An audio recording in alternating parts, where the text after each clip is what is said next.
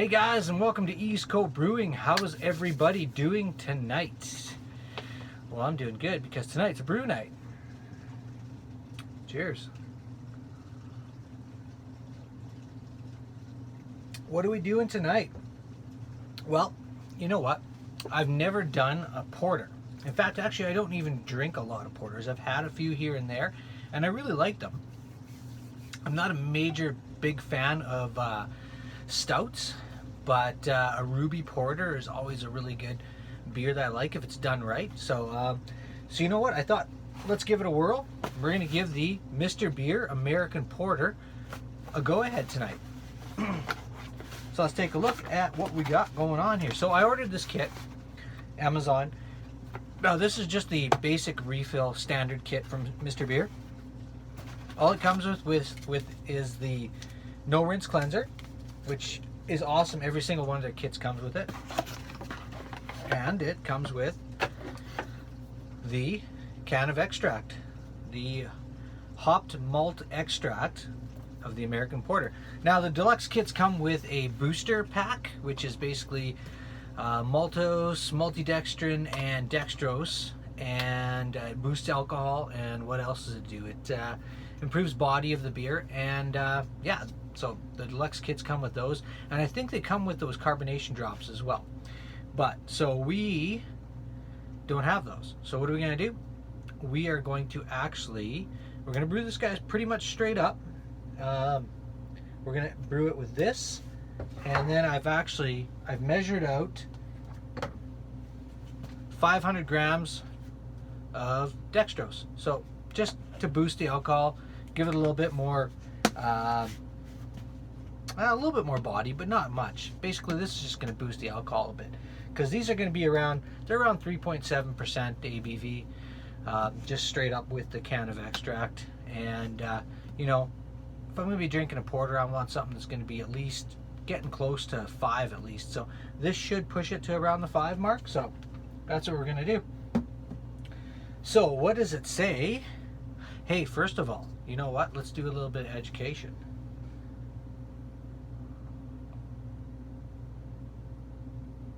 Okay, so I have to admit, this isn't a homebrew. This is actually it's called Red Racer IPA, and it is made in British Columbia, Canada. I can't remember if it's Vancouver or Victoria. Anyways, it is really good. So when I'm out of homebrew, that's what I like to drink.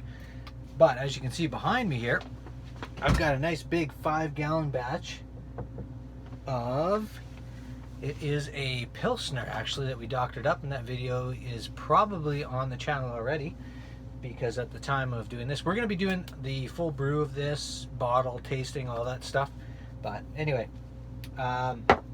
education. There you go, bud. That's my little black book of beer. My wife actually got this for me, and she's awesome. So there's all the different types of beers, where they originated, and different variations, a little bit of information on most of them and stuff. And you know what? There is actually something in here about a porter. So let's see. There we go. Porter. So porters were region of origin is England. Alcohol by volume is anywhere from 4.5 to 6%. Characteristics: both porter and stout are dark, toasty beers with a bitter bite, but porter has a smoother, milder finish of the two. Deep ruby and almost black in color, porters are light-bodied brews of moderate strength with big chocolate and toffee flavors matched with hop bitterness. Dry on the palate with a long, satisfying finish, porters were a bitter, bracing favorite in the British Isles, and like stout, were often combined with lighter colored pale ales to create the classic black and tan. Many excellent porters can be found these days, from English styles to new North American microbrews. So that's what it says about porters. So we're going to be doing the American Porter from Mr. Beer. So what does it say here? Dark mahogany in color, medium body with roasted caramel malt character, mild bitterness, and a creamy head.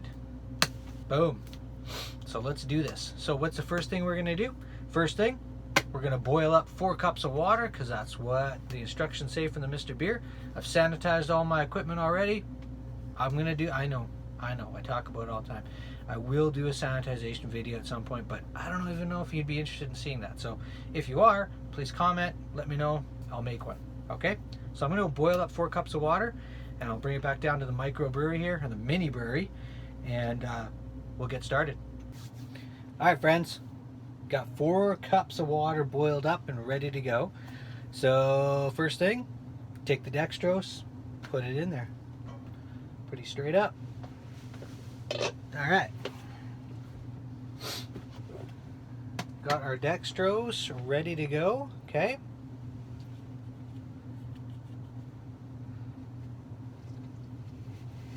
put that in there. This stuff it mixes in really good. It's pretty good stuff, you know. So I got my sanitized spoon ready to go here. So just going to go ahead and get that mixed up.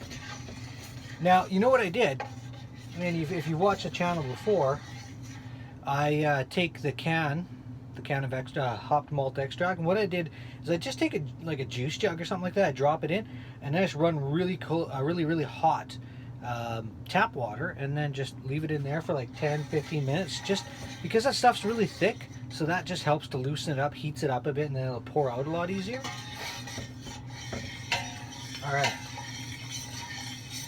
So I'm not going to bring you guys up to see what this looks like. It looks like water because the dextrose has completely dissolved.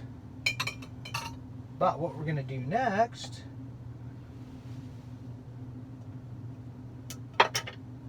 is we're going to pour in our malt extract.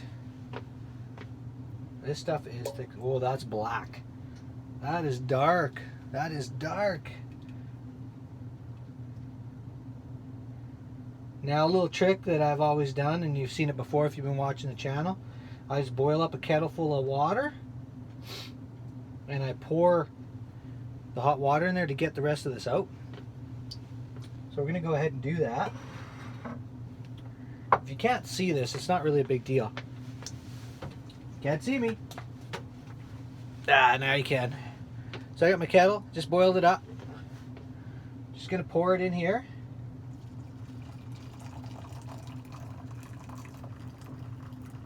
Nice and easy. There we go. I'm just going to take the same spoon. I know you can't really see this because, I'll be honest with you guys, my camera angle's in my mini brewery down here. I don't have some big, expensive, elaborate system where I got GoPros on different angles and stuff like that. You know, it is what it is. I poured some water into a can. Stirring it up. Looks good. Now I'm going to get my oven mitts because you don't want to be an idiot and try and pick this up with your bare hands. And then you get a bunch of sticky malt extract all over the place and burn yourself, okay? That would just be stupid. I see something in here. Hold on.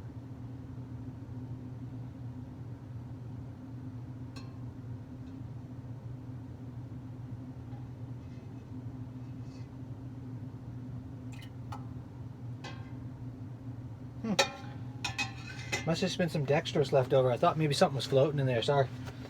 Got distracted there. Alright. Here we go. There you go. As you can see, we pretty much got most of it. A little bit in the bottom there, but that's no big deal. Okay. Now you just want to stir this up really good. So that's all we're doing. We're just doing pretty much a straight up American Porter kit.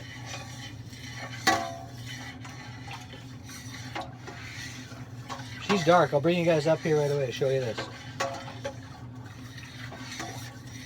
Mind you, the light's not the best anyway. I will get some, actually, you know what I'm looking at doing is installing a couple lights up here just to make a better light for when I can show you guys stuff. Okay, here, hold on. Alright, so here you go. Look at the color of that. It's pretty dark. I'm hoping for more of a ruby red once it's bottled, but you know, we'll see. So that's what it looks like.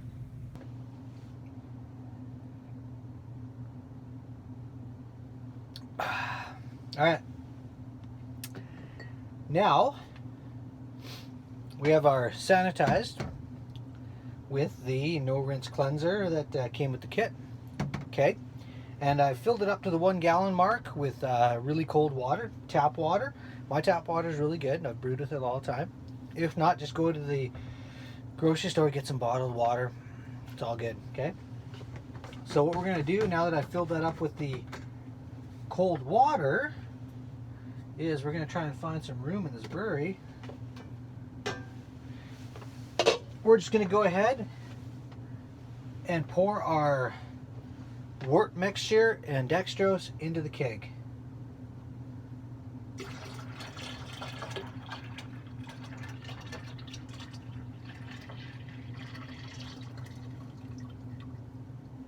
By the way, this smells amazing. So you know when you open up the malt extract, you got the lid of the can. So I always take a little taste, right? And so I took a little taste of this, and man, it's really good. And it had an insane bitter finish just off that little, taste.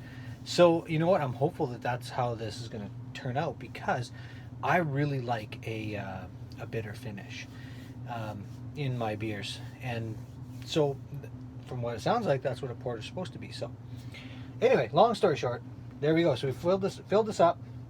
Now the next thing we want to do is we want to top up to the 2 gallon mark on the back of the Mr. Beer keg here. There's a 2 gallon marker on there with cold water. So I'm just going to go ahead and do that. You don't need to see that. I mean, if you really want to. Okay, I'll show you. I'm just going to go get it. Okay, I filled up the pot that I was using. I just went upstairs, filled it up with some cold water. Now because there was some extract still left, it's kind of stuck to the bottom, which is good. I just use, I just fill it up with cold water. Gets the rest of it out too. But it looks a little bit weird when I'm pouring it out because it foams up a bit when you fill it up.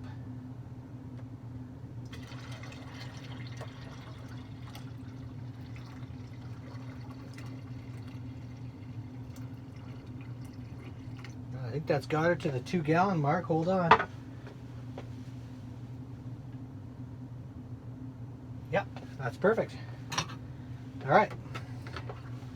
Now what you do is mix it up really good. Pretty straightforward stuff, guys. Now, a lot of people ask me, they're like, hey, you're doing all the work already, why not just make a 5 gallon batch? Well, as you can see, I am making a 5 gallon batch back here. But I'll be honest with you, I like making these 2 gallon batches a lot more because, one, it is actually less work because it's less stuff to deal with, less volume. You don't have to sanitize as many bottles. You don't have to bottle as many. But really the real reason is, as you know, a lot of times when I'm brewing, I try out different things, like I've got a jalapeno lime beer. I try out different stuff. And there has been a couple times that I've made batches that sucked, I'm not going to lie. And I hate to admit it, but I have actually poured out a couple of batches of beer, even though I tried to choke down as many as I could. So, you know what? Why make a 5 gallon batch of crap when you can make a 2 gallon batch, test it out, and if it's really good, then hey, go ahead and make a 5 gallon batch of the same sort of recipe, right? Anyway, okay, this is all mixed up. And I'm going to take a hydrometer reading because I like to know how much ABV is going to be in this. So I'm going to take a little hydrometer reading before we put our yeast in.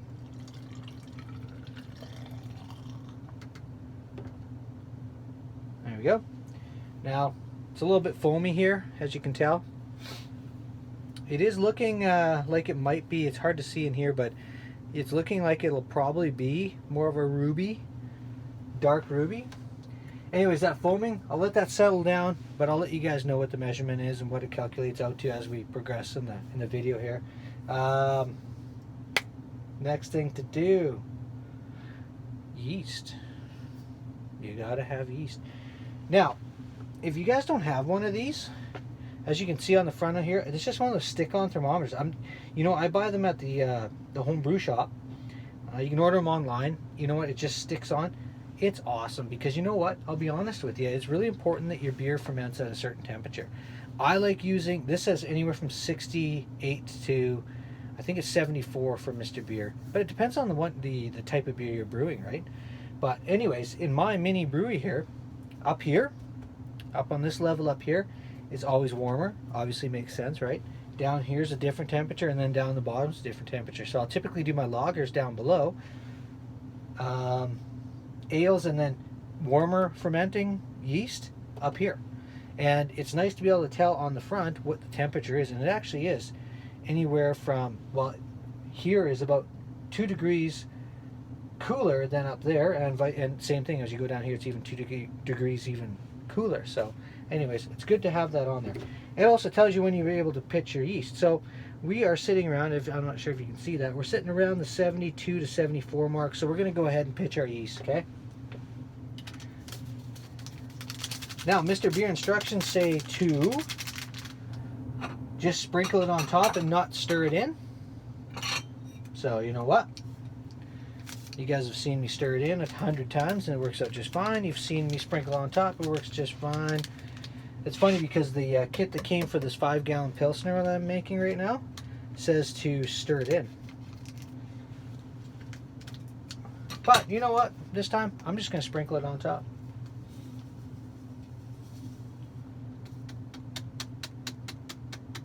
There we go. Just like that.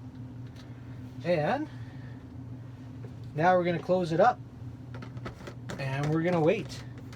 Now about 7 to 10 days this should be done fermenting. What I'm going to do is I'm going to test with the hydrometer. I'm going to test and if it's the reading is the same for 2 days after, I'll test it around day, I'll do day 10. You know, I put in that extra dextrose, so it's going to take a little bit to ferment out. So day 10 I'll test it, day 11 I'll test it again. If they're the same reading, then we know it's done fermenting and we're going to bottle it. So I'll be right back to do the bottling. But before I do, cheers, man. But here, check it out. I kept the label off. Oh man, I kind of tore it off, but I'm not sure if you can see that. Yeah, you probably can. There you go. See, that's what the color is supposed to be of this beer. It is a ruby, very dark ruby, right? So let's see if it turns out that way. Most times the Mr. Beers I've done, the beer ends up being a lot darker than what it actually shows. So anyways, all right, I'll be back. All right, guys, it's been about 10 days and I tested the specific gravity with the hydrometer and it was consistent at 1005 for 2 days straight, so it's time to bottle this American Porter. Now, we started off at 1050 and we ended at 1005, so we'll do the calculation and when we go to taste test it, then I'll tell you what that works out to be in alcohol, but it should be, it'll probably be around a 5.5-ish, maybe 5.2. So we'll see what happens. Cheers. Good times. Now I do apologize, you guys. So what I did is I took the rest of the no rinse cleanser that comes with the Mr. Beer kit. I sanitized the bottles and then I actually went and I primed them all without showing you guys about that. But it's pretty straightforward. If you have the carbonation drops to come with the Mr. Beer kits, it's great. You just put 2 into this size bottle. If you don't, then you just take 2 teaspoons of dextrose corn sugar and use a funnel, put it in. You're good to go. You can use table sugar, but it will give you a bit of a cidery taste. So always, it's a good idea to use dextrose. Any brew shop has it. All the online stores have it, as well as you can actually find it at a lot of grocery stores as well. Dextrose, it's just corn sugar, so it's really, really fine powdery. So yeah, so that's what we're gonna do. So this is ready to bottle. So we've got our primer in there. You can kind of see it, maybe even a bit in there. Can you? No, not really. Nope. Anyway, let me just go ahead and open her up. Fill up the bottles. You know, sometimes I'll open up the top here a little bit to let a little more air in. There we go.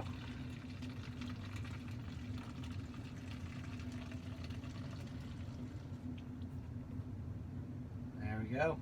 It's gonna be a dark I'm hoping, like I said, I'm hoping for that ruby color. So yeah, so we'll go ahead and keep on filling these up.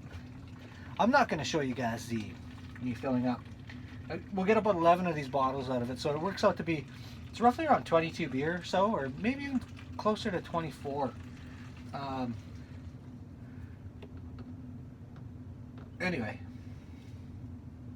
so once you get her filled up, you just go ahead and, you know, I try and squeeze as much air out of here, but it doesn't look like we're going to get around to that. And you just give it a tighten, give it a little bit of an invert, you know, get that priming sugar nice and mixed up in there, and then boom, let them sit. I have no idea how long it's going to take for these ones to condition. You know what, probably in like 7 days we'll be able to drink one, but like any beer, it gets better as you let it condition a little bit longer. I personally don't usually get past the 3 to 4 week mark because I like to drink them. That's why I brew them. So maybe one of these times I'll actually take one out of each batch and set it aside for longer conditioning. You know what, maybe I'll do that, and then I'll do a video like before and after kind of thing. Anyways, long story short, I'm going to go ahead and bottle the rest of these up, and then I will be back to do the taste test. Alright, we're back, and it's time to test this out. It's been 9 days, and I was checking out the bottle. It's pretty firm, so I'm guessing it's time to give it a try. I haven't tried this at all yet, so we're going to take it for a spin and see what happens, but I don't know. So I calculated it out, and it ended up coming in at 5.9%, so a little bit higher than I thought. That's not too bad. Maybe a little higher than, you know, most porters. Most porters are probably around the, you know, 4.8 to 5.5, but whatever, we'll take it, right? So this, and it's dark, like it's really dark. Like I can't even see through the bottle. I held it up to the light to see how, you know, the clarity. Yeah, I couldn't tell. So anyway, let's see if it's got some carbonation. I'm hoping it does. It seemed like it took a long time to firm up the bottle. So, because I was checking it kind of like after 7 days and then every day after. Well, it's got a little bit of fizz.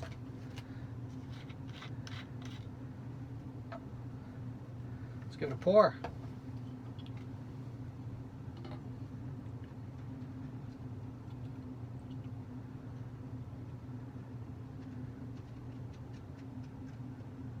It's got some carbonation. I'm not sure how much it's going to have, but wow, that's dark. As it should be, you know, it's supposed to be a porter. There you go. You know what we should do? We should maybe give it the flashlight test here. Just see what we can see. Yeah. Okay, so it is a little bit ruby, you can tell. Not a lot of head.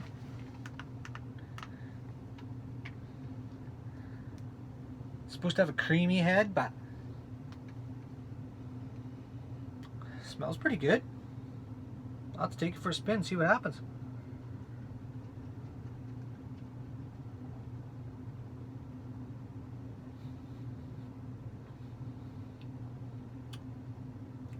That's not bad at all. Like I said, I don't drink a lot of porters, but oh, there it is. It's got some serious bitterness on the back end, big time.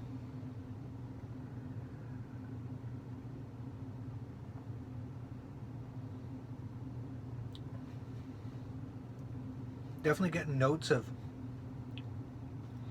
a little bit of caramel to start with, and almost coffee-ish, and then boom, serious bitterness on the back, like the back of your throat afterwards, but it doesn't hit right away. Let's see what it says here. I can't remember.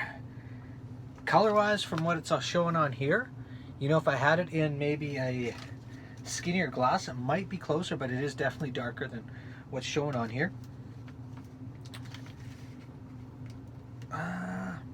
Dark mahogany color, so it's a little bit darker. Medium body, definitely has that. Roasted caramel malt, yeah, character. Mild bitterness with a creamy head. Well, not much head on that yet, but I mean it will get more head as it conditions more. Mild bitterness, no, this one has quite a bit more bitterness. That I wouldn't say mild at all. I'd say it's quite bitter. Like not up front, So maybe that's what they mean by mild bitterness.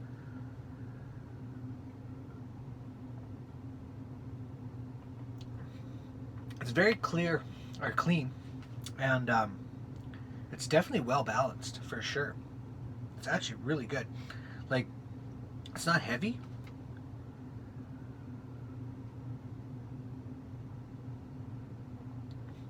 It's not thick. It's pretty good. Would I do this one again? Yeah, I probably would. I'd do another porter. I don't know if I'd do another Mr. Beer porter. I'd probably try another, like a different brand, and see what happens. That's not bad.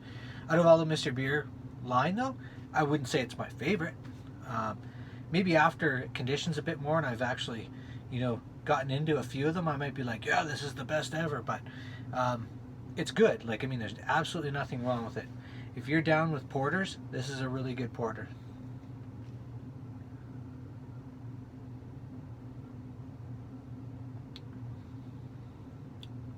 Doesn't have like a ton of flavor, so it is lacking a bit in that. But overall, I'd say it's pretty good.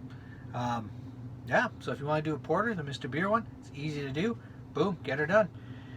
So as always, thanks for watching. Like, comment, subscribe. Tell me if you've done this one, what you guys think of it. Okay, and until next time, cheers.